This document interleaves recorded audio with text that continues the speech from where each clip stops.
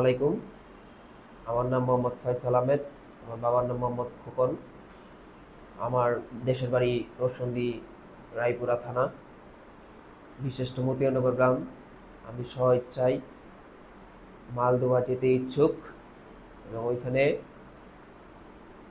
মালদোবা গিয়ে কাজ করতে ইচ্ছুক। ওইখানে থাকতে ইচ্ছুক।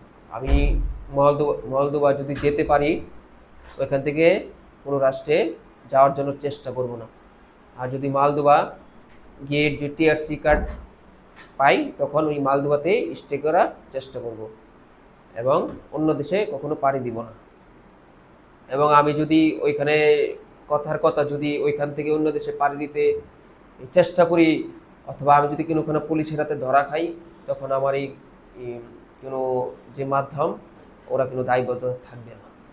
যার মাধ্যমে যাচ্ছি তারা কোনো দায়বদ্ধতা থাকবে না।